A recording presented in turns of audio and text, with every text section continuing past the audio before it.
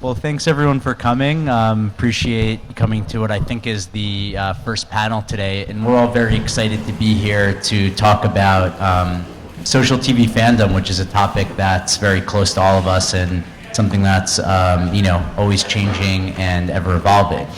So just to quickly say hello, my name is Natan. I'm a writer for this TV blog called Lost Remote. I also produce an awards show called the Shorty Awards. And I'm going to be moderating today. And just to jump into things, since we're a few minutes after 10, I'd like to get started by introducing our wonderful panelists to my right. So let's get started. So first in the middle, Tom Chirico from VH1. Hello. You could see Tom's lovely Twitter profile behind him. Next we have Tom Fishman to his left from MTV. Going with the solid Twitter background, and all the way down on the right, Don Steele from Comedy Central. And so, the four of us actually have some really good practice doing exciting and interactive panels. So we have a special treat today where we're not just gonna talk to you and make it seem like we know everything. We're gonna do some of that. We're gonna do some questions and answers and also leave some at the end. But we're actually going to play two really exciting games throughout this next 45 minutes, where we're going to try and accomplish two things. Interact and learn more about TV, and also try very hard to embarrass our three panelists by pulling random tweets and Instagrams of theirs and making them defend them. So it's called Defend Your Tweet, and then later on we'll play Defend Your Instagram. And I'm going to make everyone cheer, defend your tweet. And yeah, we're basically going to pause. We're going to show it up. They're going to have 30 seconds or so to defend it. And then we're going to kind of vote or cheer on who we think was the best. And the prize is going to be a trip to Hawaii, I think. Yes. Yeah. Nice. Thank you very much, Northside Festival. Yeah. Far too generous. So yeah, just to kind of jump into things, and as each of you start answering, feel free to kind of throw in a very little bit about kind of what your role is at each of your networks. But just to jump into the question, I guess, in terms of fandom, there's no kind of like direct roadmap of what to do. So, what is the first thing that you do when going to build a community? And Tom Fishman, do you want to get us started? Yeah, sure. So to kick off with a little bit about my role, so I'm VP Content Marketing and Fan Engagement, which broadly means just digital marketing and social media over at MTV. And yeah, that's a good point. There's no roadmap, which is challenging. Perhaps a good thing for us. It's exciting for us to figure that out every day, not just in the landscape of the business, but on a very granular sort of show-to-show basis. I think you're building up your roadmap as you go in real time. So before a show launches, taking the example of a brand new show, I think your expertise and your body of work allows you to take some pretty decent stabs at the types of characters and elements of a show that are really going to resonate with an audience, and you try the best you can to predict that. But I think as anybody who spent any time in the business knows, fandoms are surprising. The things that they attach to, the couples they ship, the storylines that move them and resonate them. Will surprise you pretty much every time. So I think, the first thing you really want to do outside of your best educated guess is have a system in place to listen. I think it's frequently our inclination in social and in fan engagement to do a lot of talking, which I'm doing right now. But I think listening is critical, is to, have both on a technological level and on a human level. And once you figure out, and have your finger on the pulse, once you sort of start to figure out what parts of a show and characters of a show, storylines in a show, and what behind the scenes people in a show are resonating, what actors, what writers, this is sort of a new day in terms of a fan's ability to touch not just, what's going on in front of the camera, but behind it. That's when your machinery really starts to get humming, and then you start your fan engagement efforts, your content creation, your community management really kicks off after listening. Yeah, Tom Chirico. Yeah, just to add to that, so Tom Chirico, VP of Digital and Social Engagement at VH1. And the way that I kind of see fandom is that really you can kind of look at it as focusing on 3 core things. So the first thing is, and this is a cheesy saying that many content marketers say, but you know, the people who are on the front lines of creating fandom are all of our development teams. So you really need to have content that people care about, stories that they can relate to, that they can identify with, that they can see themselves being a part of in order to create fandom. There's no fandom around spreadsheets. So without storytelling, you have nothing. The second is kind of myth busting and debunking the fundamentals of fandom, and it's kind of innately psychological in some sense. So the notion of fandom is, you know, really kind of as old as time. There was fandom before we were all wearing clothes. You know, this idea of wanting to be something that's bigger than yourself and connecting with audiences around a shared story or passion point and feeling something larger has evolved throughout time. We just have better ways to get at it now. So from ancient civilizations, you know, writing notes on cave walls, to Roman gladiators fighting in front of stadiums full of people, to rallying around you know, radio shows, to the Beatles on Ed Sullivan, to message boards, to now Facebook, Twitter, and whatever's next. Fandom and the fundamentals of wanting to be emotionally connected with people has not changed. We just have a lot better ways of doing it in more real time.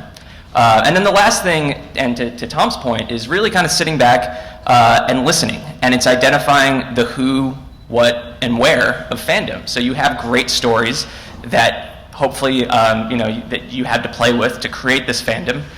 You understand the fundamental emotional needs of your audience, and then it's understanding who.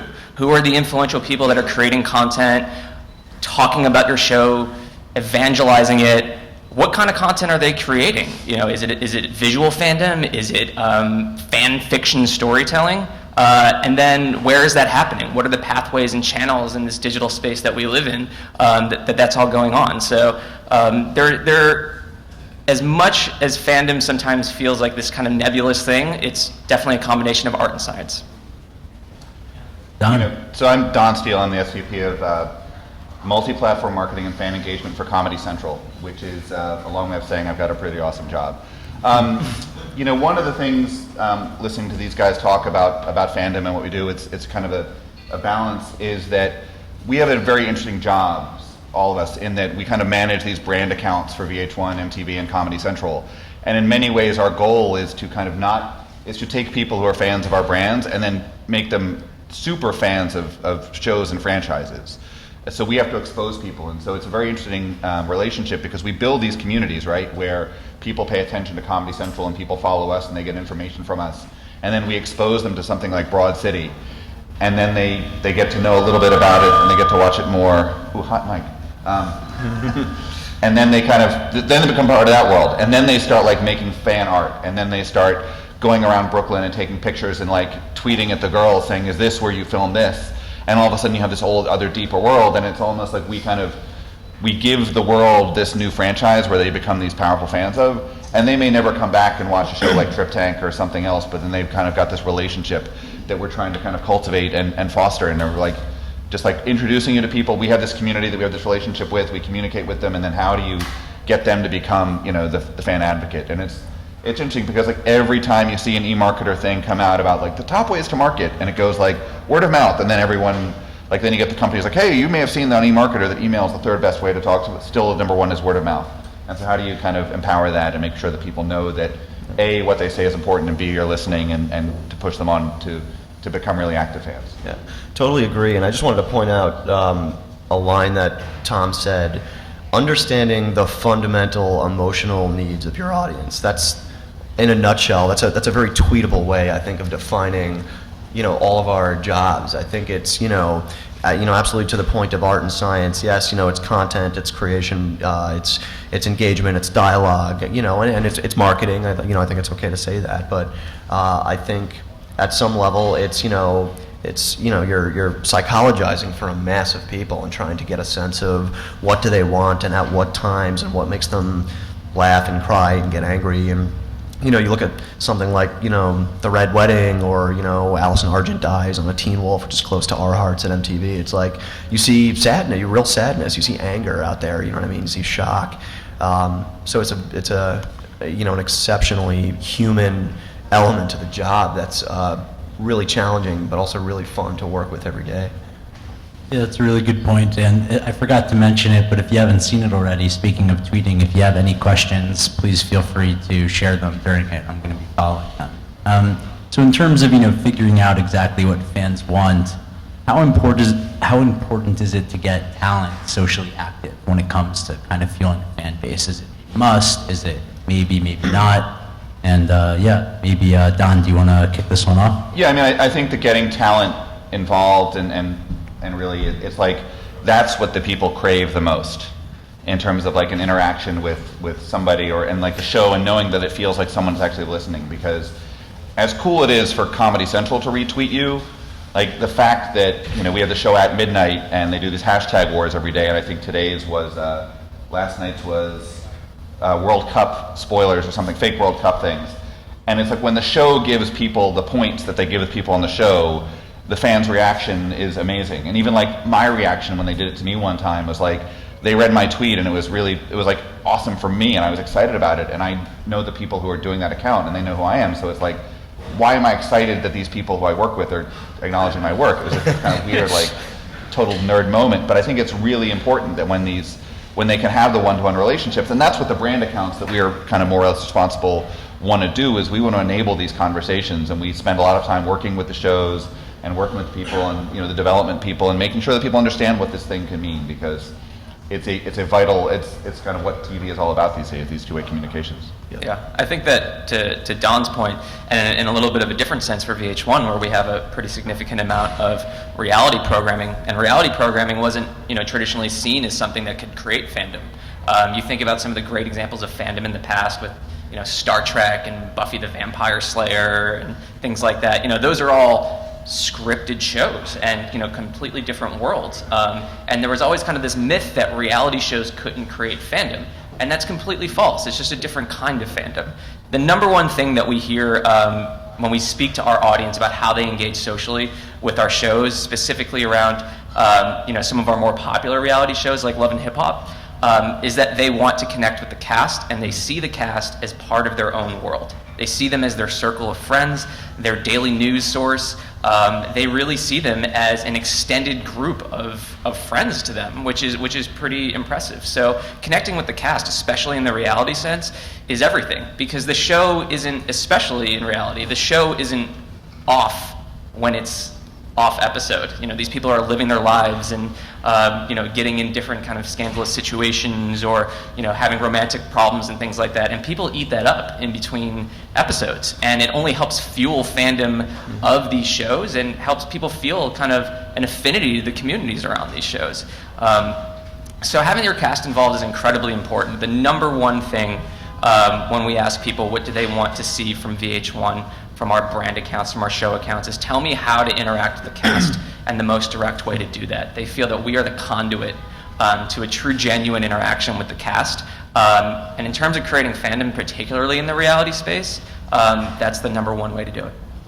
Yeah, I mean, I think it's not surprising. I think it's critical. I mean, I think that the holy grail, for a reality or a scripted show is your entire cast tweeting every time the show is on. The idea that or whatever platform they're most comfortable expressing themselves on. I think that that's one of those TV tropes that you sort of hear a lot, is that, all right, well, we can create a real-time environment by getting everybody in talent to tweet while the show's on, or to post on Facebook or Instagram or Snapchat or wherever they are.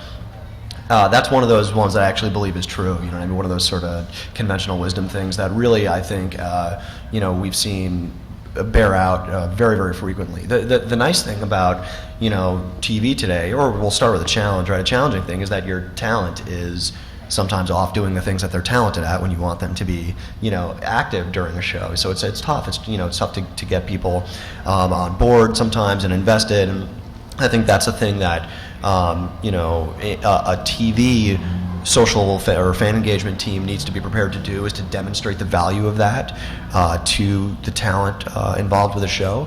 But I love that today the idea of talent is really broad. It's not just the actors now, it's the writers and the showrunners and the shooters and the producers, and the idea that a Joss Whedon is a part of the talent for Buffy the Vampire Slayer, or a Jeff Davis for a Teen Wolf. I think or J.J. Abrams, all of these, previously sort of behind the scenes people now are part of the day-to-day and week-to-week and ideally real-time fan engagement. So if you can't get the first name in the credits, your lead actor or actress, to be active during the show, it's frequently can be as good to get the showrunner or the writer of that episode. And the advent and success of these writers' room Twitter accounts, for a bunch of shows, for Walking Dead and for all these shows, is a real testament to the idea that talent means something different, and that audiences are savvy enough to recognize that.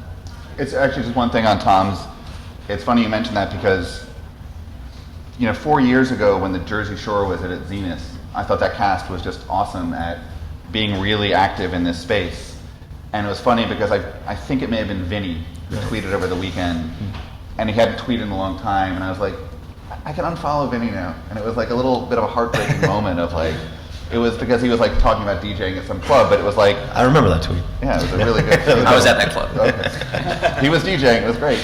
But it was just this kind of like remembering that like, seeing him in there was like, oh, the reason why I followed him at the time was that he was just so awesome. And the cast, and like, I unfollowed The Situation a long time ago because it was just selling too many things, but it was just like, I thought that was one of the first casts, and it was just kind of remembering that like how this, because now everyone does it. Right. And it's hard to differentiate at times. Well, that was an example of a cast that did not need to be trained on the value of being socially active. Like, they had a really innate sense of the value that having 1 million followers after the Jersey Shore, what that would bring them after the show ended. I think Pauly D, you always see that Forbes list of DJs. I think Pauly D made $17 million last year. So, so we're in the wrong business. We need to be reality show DJs. Every time the Snooki episode of South Park is on, we tweet at her. Right. I say, hey, Snooki, you're on South Park. And she always is like, this is my favorite episode, and comes back. Right.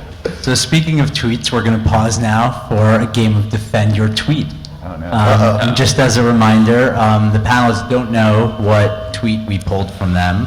I kind of saw a glance, but I don't even know myself, to be honest. So we're going to pull up the tweet. I'll read it quickly. And then after, they're going to have each 30 seconds to defend it. And then at the end, we're each going to do kind of like a cheering or hand-raising kind of thing to determine who's the winner. So first, Don Steele. I feel that at CIA follows way more than 25 people. I think it's a pretty awesome tweet. I don't think it needs much defense. The CIA joined Twitter last week, and it was one of those things where on your phone you get like notification like, John Steinberg and 74 other people are now following the CIA, and I go look at the account, and I see it's only following 25 people, and so working Comedy Central, I try and put a little bit of wit in there, and I do feel very, very honestly that the CIA follows way more than the 25 accounts. That's my guess. One of them happens to be Edward Snowden. Yeah, Edward Snowden, they don't follow him, but I'm sure they do. So Tom Fishman, I gripe when Senja drags me into anthropology, but secretly I enjoy browsing the home goods. Hashtag knob game. Yeah, hashtag chair life. So Senja, are those original hashtags? No, those are huge. I challenge everyone to search for knob game. Yeah, so Senya is my wife, and I think on occasion we will find ourselves in anthropology, and I try to be I don't want to be I'm going to sit in a chair and be bummed out about. There are a lot of great chairs in that stuff. Yeah, chair life, hashtag chair life. So I peruse the home section.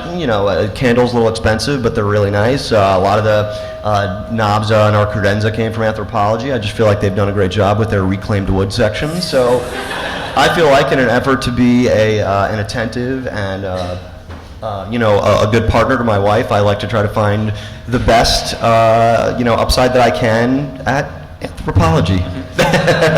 Tom also just mentioned he's got a credenza, everybody. Credenzas don't have knobs, though, so that was me. And last but not least, Tom Chirico, corporate jargon on 10 at this conference. Speaker just told us to double-click on something as a real-life analogy.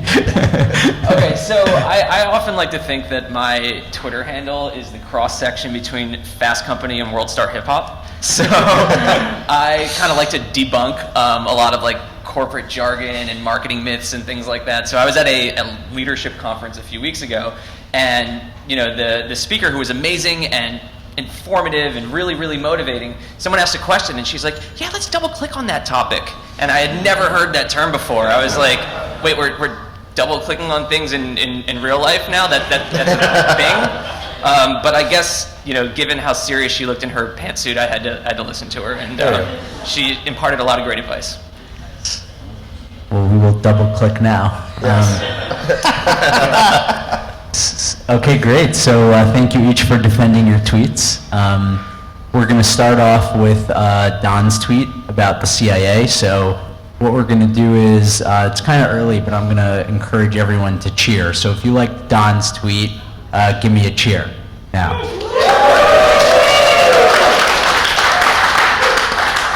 Cool. Okay, next, Tom Fishman's tweet. Hashtag not here. And last, Tom Chirico's tweet. All right, so it seems like it's a close tie between Don and Tom Fishman. So let's do one more quick cheer. So Don's tweet.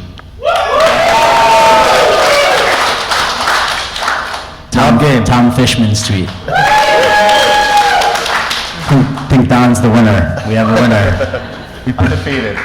Yeah. It's the Floyd Mayweather. There's another chance, another game going on. We did this before one time, and I won both rounds. So. You did. Yeah. What was the prize? Dinner or I forget. I'm going to Hawaii, guys. Hawaii, right. Thank you very much, Northside Festival. So to jump back into the more serious stuff, one of the big things I've noticed in the social TV and fandom space recently is just, how deeply all the major social networks have been kind of like plugging into the TV space. Twitter's always been known as a big player there, from hashtags on air to talent, everything we were talking about, but now Tumblr, Reddit, Pinterest, and Instagram are all becoming major parts too. So I'd like to, kind of hear, how do you guys program on each of these channels? Because we know that fans are there and those are the big ones. That's, I don't think, up for argument. But what does it take to kind of program differently? And maybe Tom Chirico, do you want to kick us off?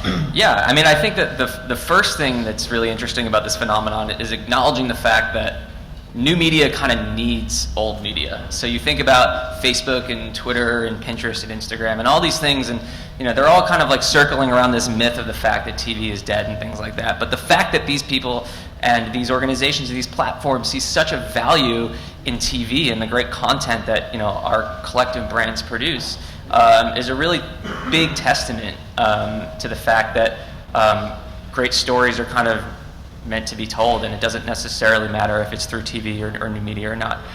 To the original kind of like root of the question though, I think that it kind of gets back to the original point of listening, and it's understanding about how your different fans kind of engage in these different channels and platforms. And it's not kind of putting a preference to one or the other. You might have a show that's tremendously huge on Twitter. Love and Hip Hop, for example, eclipses like 1.2 million tweets per episode every week, which is a tremendous volume. That's more tweets than the Oscars. So on a weekly basis. So we know that that's an incredibly active Twitter audience, and we make sure that we focus a lot of effort there when it comes to live tweeting, our cast live tweeting, creating a lot of different engagement elements there. But then we also have shows that are tremendously active in Facebook comment threads, tremendously active in fans creating pin boards. So it's really all about kind of sitting back, listening, understanding where your kind of fan tribes are, and then adding value in those different channels. But I don't think that there's necessarily a preferred method of doing things. If anything, your audience dictates that.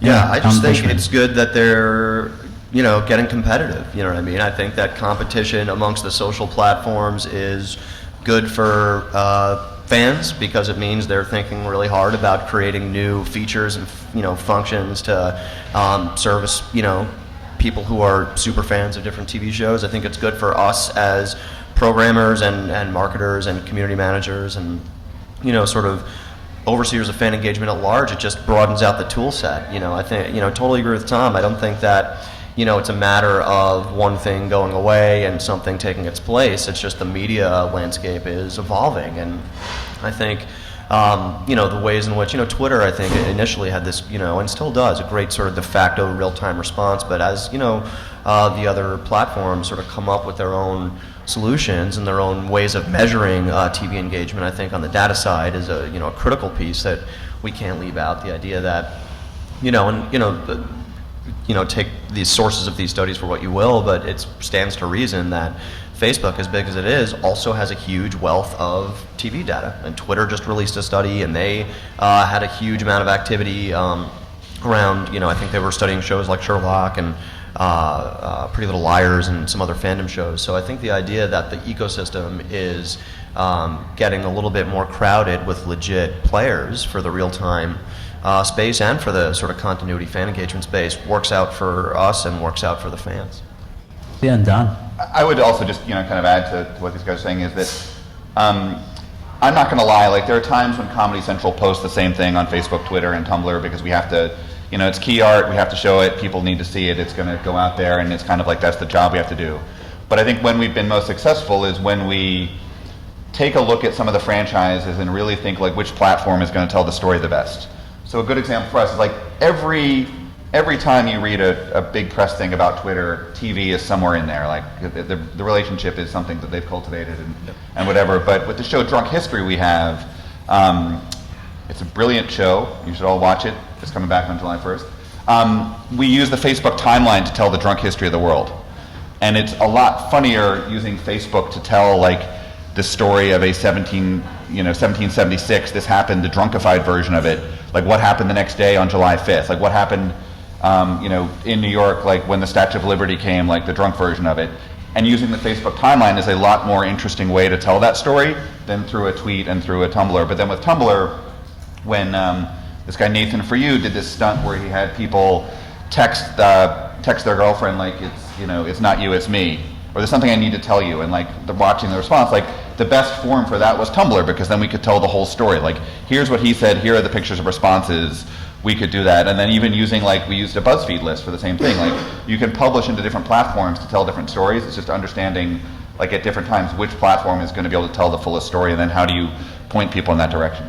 Yeah, I think that for us specifically at VH1, Love and Hip Hop is a really great example of that. So we noticed that the majority of the conversation around Love and Hip Hop was reaction to kind of tumultuous moments in the show, and reactions are kind of a very powerful thing, and they're often more powerful when they're visual than when they're simply just written text. So what we found was that a lot of our audience was taking to Instagram to post selfie reactions to kind of crazy moments of the show. And what we decided to do was embrace that. So we had a web series that we released kind of after every episode called Check Yourself. And it was the cast watching the show for the very first time and reacting to moments for the very first time.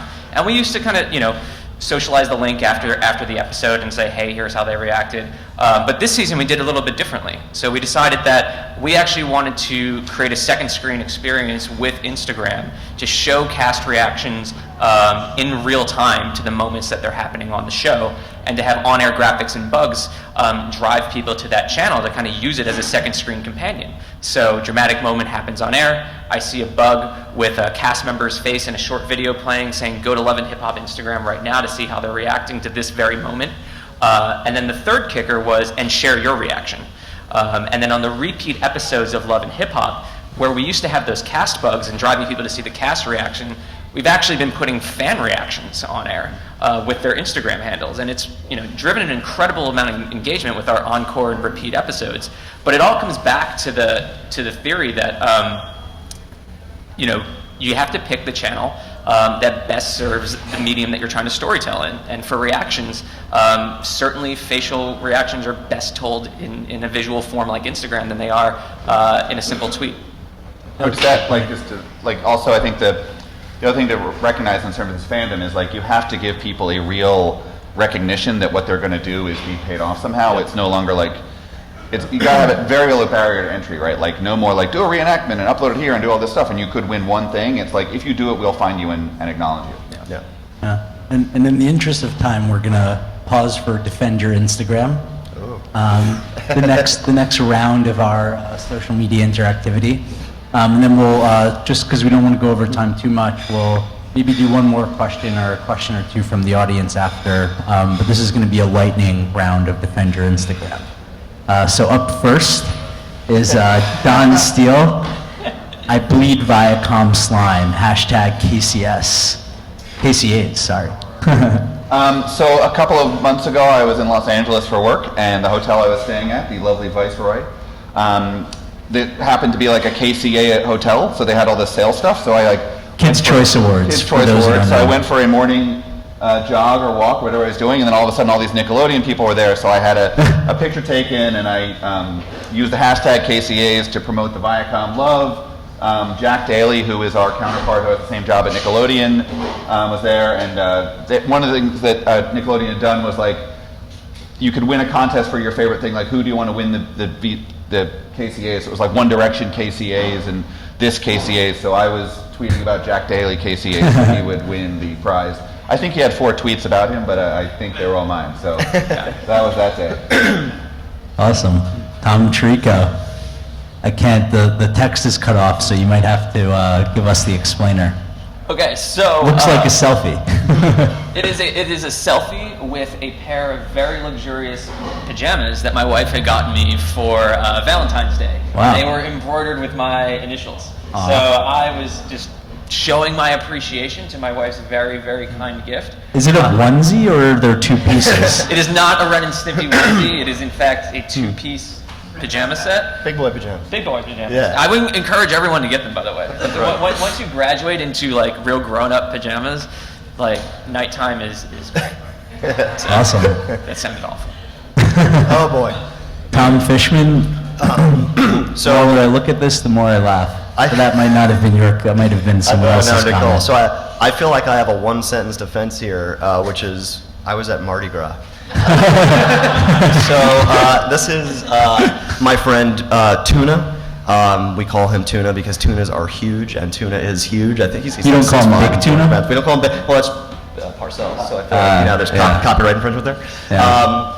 He's actually choking me in that picture. I'm blanking out in that picture. We were at Tiki Bar, and I'm wearing a tie that has cats all over it. So I rest my case.